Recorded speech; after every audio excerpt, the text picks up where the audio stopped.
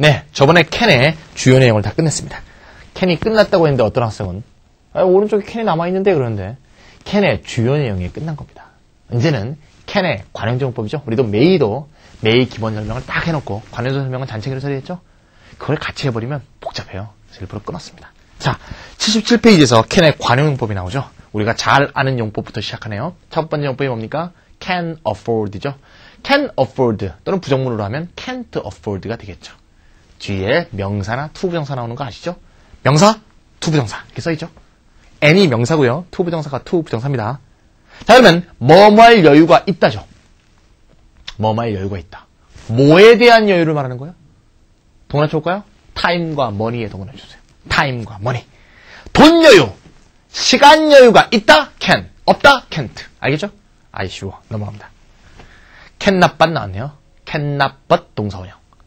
cannot but 동사원형, cannot choose but, cannot help but 이거 같죠?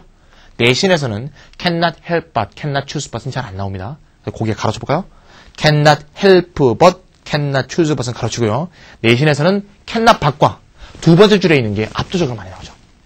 동사 원형 대신에 뭐가 써있죠? ing가 나와있죠?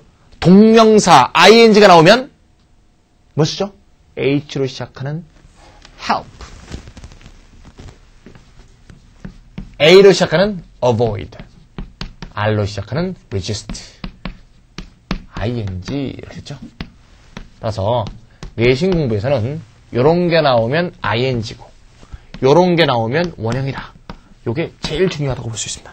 근데 하지만 수능 독해라든가 많은 독해에서는 cannot choose but, cannot help but 많이 씁니다. 하지만 독해니까 뜻만 정확히 기억하면 되겠습니다. 그 다음에 cannot to, cannot enough 구문 있죠? cannot to, cannot enough. 아이 중요한 구문이다. 별표 2개 해보세요. We cannot praise him too much 나왔습니다. 한번 써볼까요? We cannot praise him too much. We cannot praise him too much.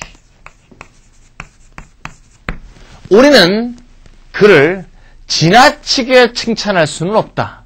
한국말로는 말이 안 됩니다. 지나치게 칭찬할 수는 없다고 무슨 말이에요? 그게 아니고 지나치게 칭찬을 해놓고 보니까 그걸 칭찬했어.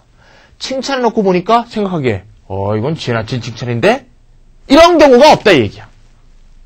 김찬이는 어쩌고 저쩌고 막 칭찬을 했어. 칭찬해놓고 보니까 지나친걸? 이런 경우가 없어. 그럼 결국 뭐야? 아무리 뭐뭐 해도 뭐뭐가 요거죠?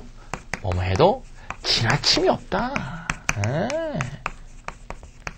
우리는 힘을 아무리 칭찬해도 지나침이 없다. 칭찬해놓고 나도 지나치다고 생각되는 경우가 없다 이 말이죠. 결국 칭찬하는 거야? 안 칭찬하는 거야? 열나 칭찬하는 거죠. 열나 칭찬하는 거지. 그죠? 굉장히 칭찬하는 방법입니다. 결국 형태는 부정문이지만 내용적으로는 어떻게 됐어요? 긍정문일 뿐만 아니라 내용적으로 굉장히 강함으로 최상급적인 느낌이 됐죠. 내용적으로. 형식은 부정문인데 내용적으로는 긍정문 최상급의 의미를 띠고 있습니다. 알겠죠? 그런 형태로. 왜 그러면 그런 뜻이 됐느냐? 이게 부정적인 뜻 아닙니까? 부정적인 게 두 개가 붙어 있으니까 강한 긍정으로 바뀐 거라고 보면 되겠습니다. 알겠죠? 그 다음에 뭐가 있습니까? enough가 있네. enough는 thank 구문으로 외워놓으면 좋겠습니다. 아주 많이 쓰죠. I cannot thank you enough. 요거는 우리나라만 해도 비슷한 말이 있죠.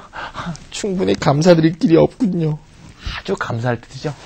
충분히 감사드릴 길이 없다. 쉽죠? 굉장히 감사하다는 얘기죠. Thanks a million이죠. 뭐. Thanks a million. 아이고 K가 빠졌네요. Thanks a million. I appreciate it. 아주 감사한다는 뜻이죠. I cannot thank you enough. 충분히 감사드릴 길이 없군요. 너무너무 감사합니다.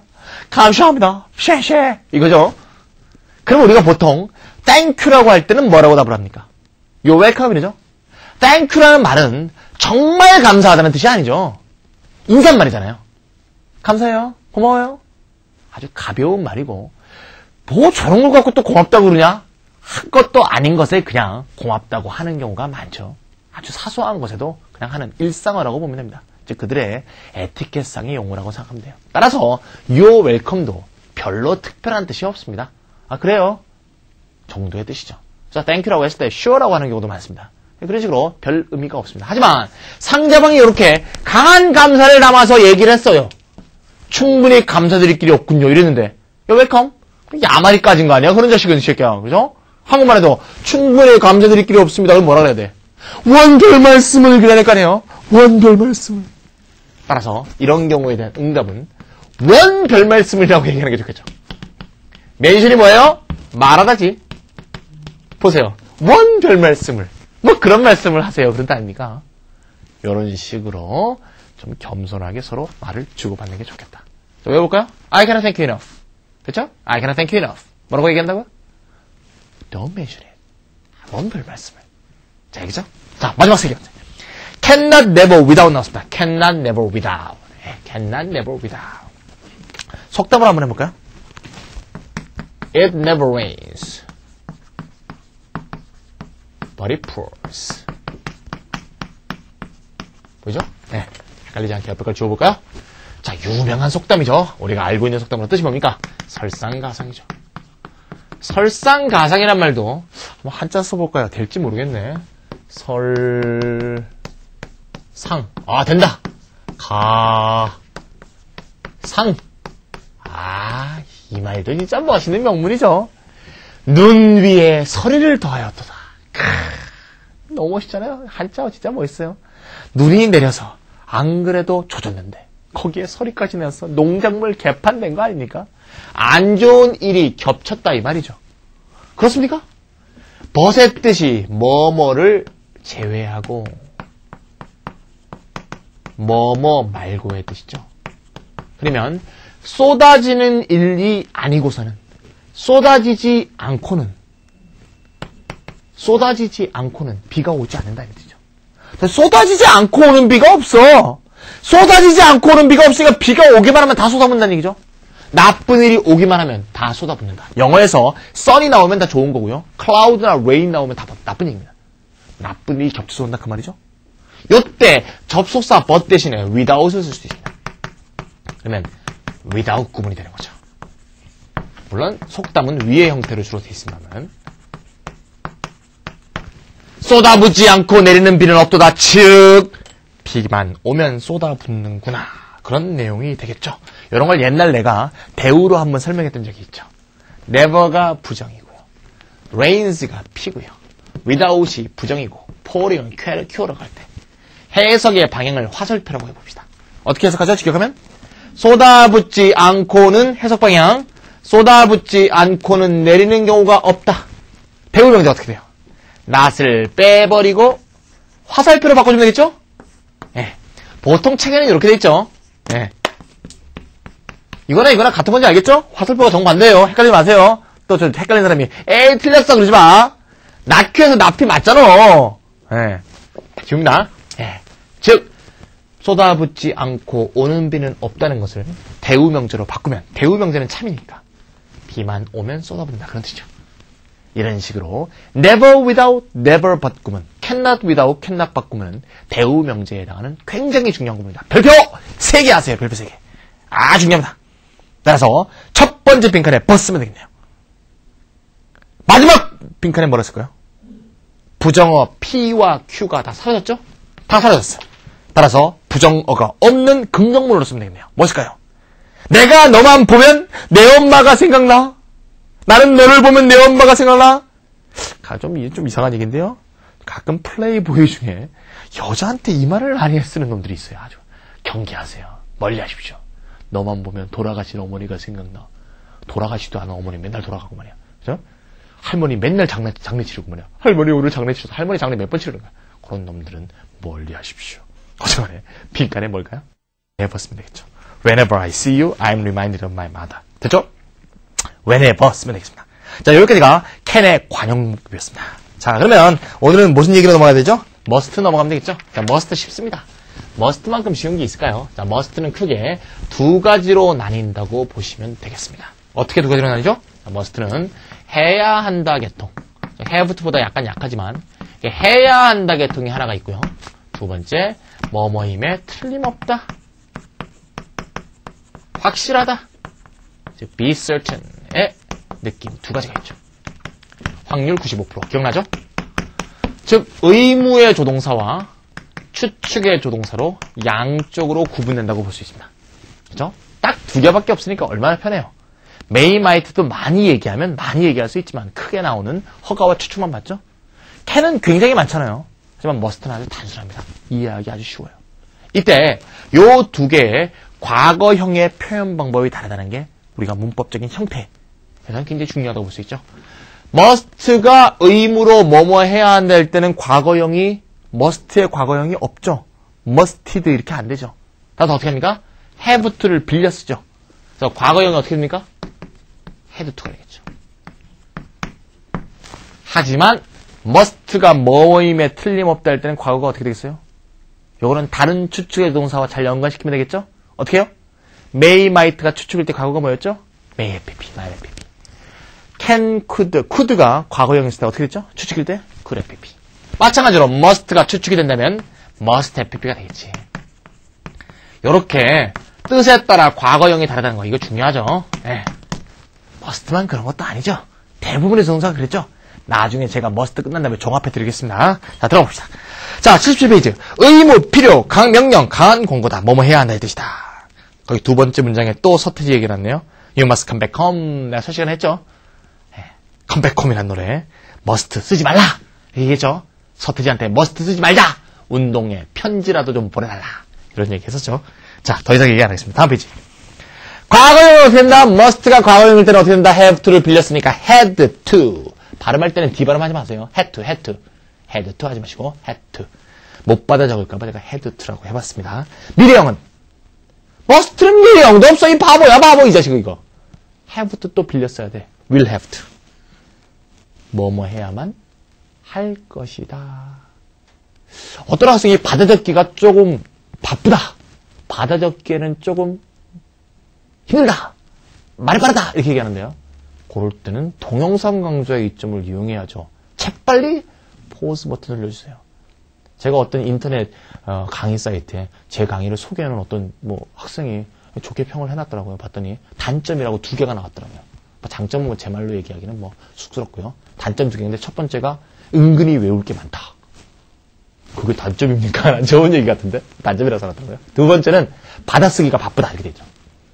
그것도 단점이 아니다 이거야. 포즈 버튼이 있잖아. 빨리 포즈 누르고 쓴 다음에 그 다음 들으시면 되겠습니다. 버퍼링 안 끊어지고요. 또 바보같이 스탑 누르지 마세요. 포즈 누르셔야 됩니다. 다시 플레이할 때는 포즈 버튼 눌러도 되고 플레이 버튼 눌러도 되는 거 아시죠? 자, 부정형은 어떻게 됩니까? must의 부정은 크게 두 가지가 있습니다. 이 must의 부정, 의무 must의 부정은 해야 한다 아닙니까? 허가의 부정은 금지지만 의무 필요의 부정은 불필요가 되겠죠. 불필요. 따라서 불필요를 표현할 때는 역시 must가 반대말이 don't have to입니다. 따라서 must란 놈은 말이죠. 과거형, 미래형, 부정형을 전부 다 have to를 빌려 쓰네요. have to에 전적으로 의존하고 있는 의무 필요의 must다. 불필요 알겠죠? 그런데 must는 내용적인 부정이 아니라 형식상의 부정도 있죠. 형식상의 부정은 must 다십니다. 이거는 제가 뭐 할 때 했어요? may 할 때 했죠. 하지만 must가 나오면서 한 번 더 체크해 볼 필요가 있습니다. 대부분의 미국 문법책이 must의 부정 나올 때는 두 개를 항상 같이 제시하고 이 두 개의 차이점을 명확히 하라는 걸 굉장히 강조합니다. 저도 한번 강조해 줄 필요가 있겠죠? 볼까요? 어떻게 강조해야 될까요? 자, 밑에 각주의 6번 각주가 보세요. 그 페이지 맨 밑에 내려가면 각주가 있습니다. 예문 한번 볼까요? light a match라는 편입니다. light a match. 성냥불을 킨다.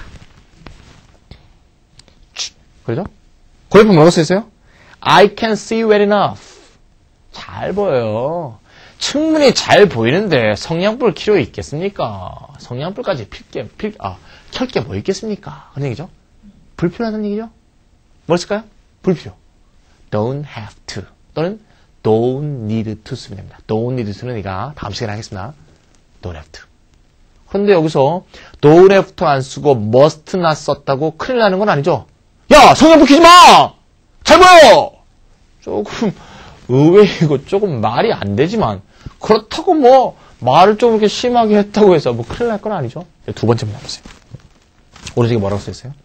The room is full of gas라고 되어 있죠. room is full of gas. 방에 가스가 가득 차 있다고 돼 있는데 앞에 당연히 must 나서 써야겠죠? You must light a match. 나 손에 붙이면 안 돼! 가스가 차 있어! 이렇게 말을 해야 되는데 공부를 열심히 안 해갖고 must 나서 써야 될 시점에 잘못해서 얘가 don't have를 써서 You don't have to light a match. 매치를 라이트 할 필요는 없는 거야. 하면 안 되니? 확 그으면 그냥 같이 지구를 하직하게 되겠죠. 따라서 must not과 don't have to를 헷갈리면 생명상에 큰 위협이 될 수가 있어요. 절대 자기 목숨을 위해서도 헷갈리지 마셔야겠습니다. 헷갈리는 학생이면 아예 must not만 외워. 말이 되건 안 되건 이게 무례하건 안 무례하건 하지 말라고 일단 해놓고 나중에 사후 설명을 하던가. 괜히 자신 없는데 함부로 don't have to 쓰지 마세요. 아시겠죠?